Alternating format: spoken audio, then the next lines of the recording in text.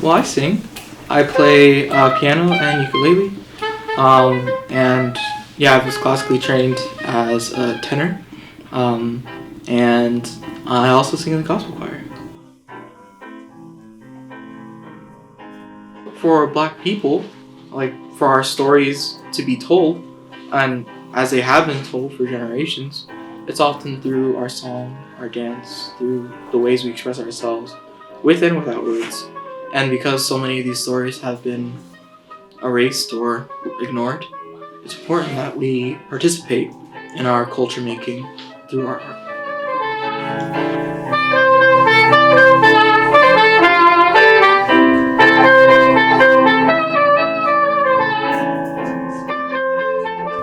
You write what you are. And I've noticed that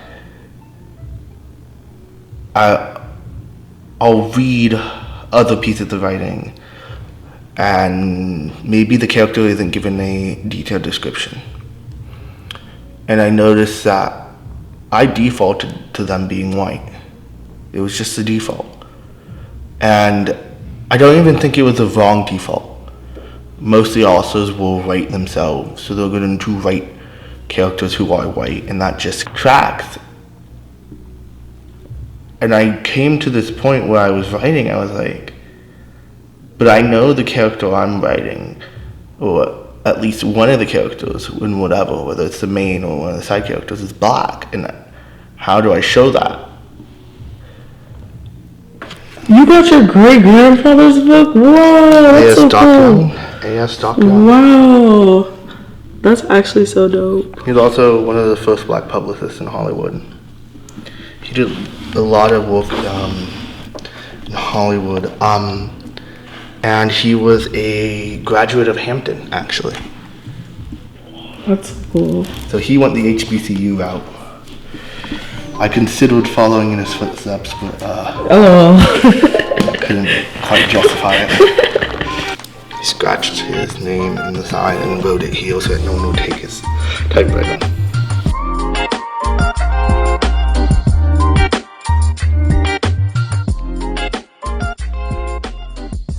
Make art, I rap, make music, and I also have a clothing brand called Basement Boy.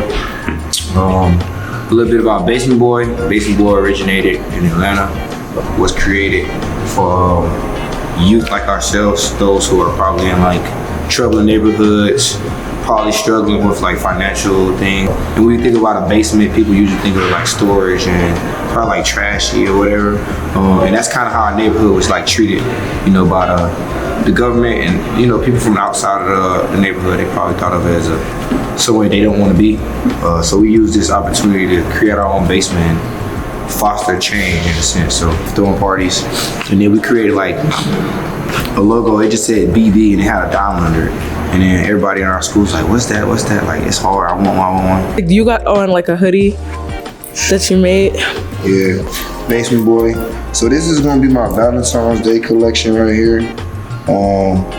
You know, we got the Black Cupid right there, Sexy Chocolate Baby. Yeah, it's calm. Simple drip right here, honestly. What happens is that you flash the film onto this magnifier, and what I did is I flashed it once and then I flashed it 2 more times with 2 different films. So that's how you get the overlapping effect. Oh, that is so cool. Yeah. So I'm primarily a photographer, digital photography. I started in 2018, and I've just now learned how to use analog, so film photography. Creating art is so important to me because it's a way I not only express myself but process the world around me. The first time I started taking photos in 2018 was when I went to visit my family in Addis Ababa, Ethiopia, and the camera was like my pair of eyes.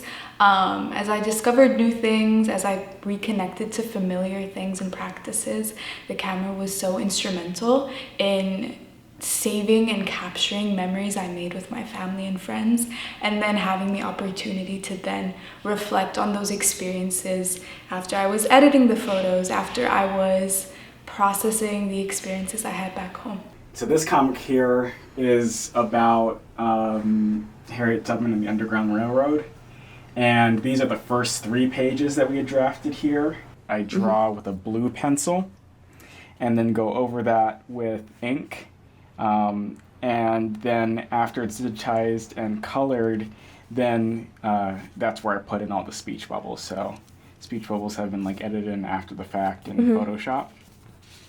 And then here are just some more of the pages. These are like out of sequence, but just some of the pages that I thought would be good to show.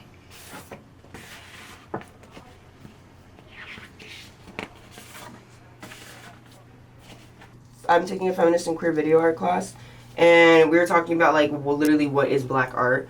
And the way that I define it is anything that a black person makes. It could be like literally anything.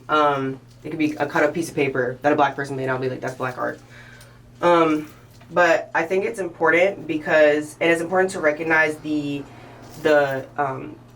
how multidimensional like black art is, and like not to look at black art and think that or like try to ascribe like meaning to it based on like your biases or preconceived notions of like what blackness is, but to understand that like black people have so many ideas and so many experiences, and we are not all just talking about one thing.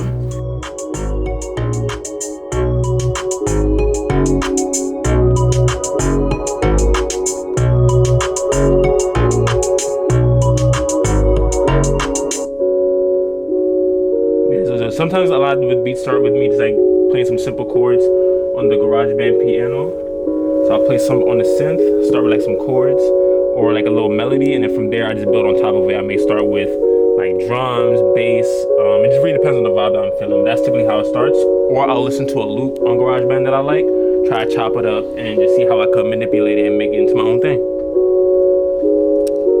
Yeah, so the basis of this beat are just these main chords and the melody.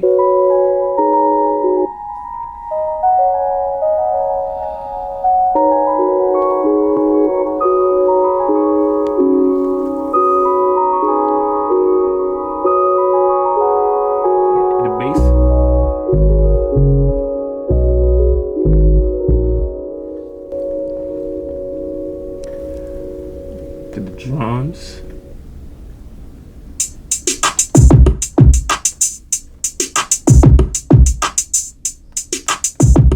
Paired up with the bass. Also a music producer whose music has streamed over 10,000 times on across streaming platforms. For me, being able to create art is like in many ways kind of therapy. Whenever I feel stressed or whenever I just need time to just kind of relax and rest from all the work I'm doing with different classes and things of that nature, I'm able to just be fully free whenever I'm making music, whether it's like coming up with drums for a song, creating melodies, adding different like instrumentation to different things. It just allows me to be fully free and just create whatever ideas in my mind.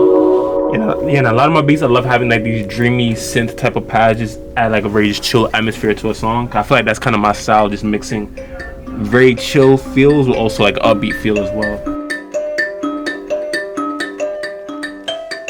I think I drew so much inspiration from like black women who sing. Like I like all genres of music with black women because I feel so hard, and the way they express themselves is in ways I have felt before, and they're able to put it in music and in words, and like through their music I feel so seen. And now as an artist I would also like to make other black women feel seen and understood.